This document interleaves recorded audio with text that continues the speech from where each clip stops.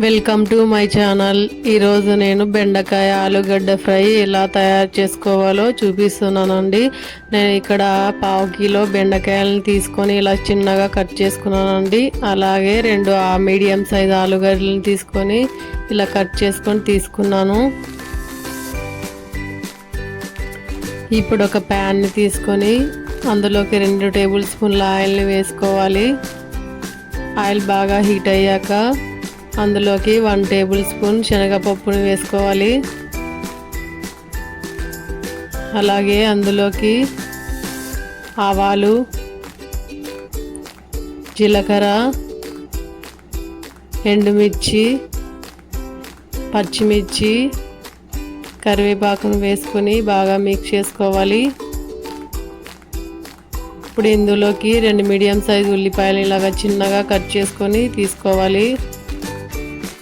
ఇప్పుడు ఈ ఉల్లిపాయలను బాగా ఫ్రై చేసుకోవాలి.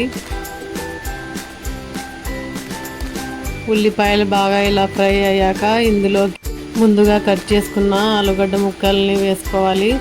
వేసుకొని బాగా కలుపుకొని ఫ్రై చేసుకోవాలి.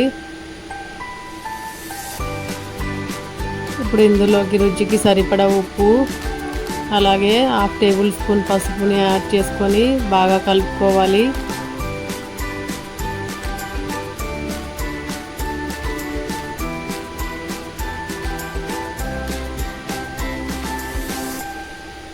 ఇలా బాగా ఫ్రై అయ్యాక ఇప్పుడు ఇందులోకి మనం కట్ చేసుకున్న బెండకాయ ముక్కల్ని వేసుకొని కలుపుకోవాలి.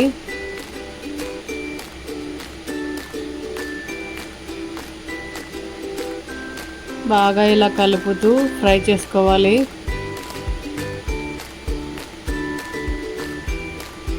ఇప్పుడు ఇందులోకి 2 మీడియం సైజ్ టమోటాని ఇలా చిన్నగా కట్ చేసుకొని వేసుకోవాలి. ఒకసారి బాగా మిక్స్ చేసుకోవాలి.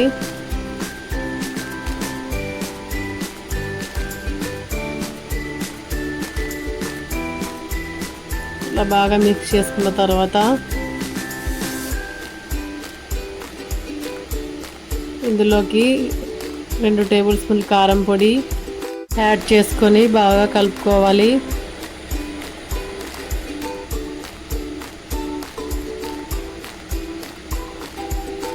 ఇలా బాగా ఫ్రై చేసుకోవాలి. ఇప్పుడు మూత పెట్టుకొని 3 నిమిషాలు ఉడికించుకోవాలి.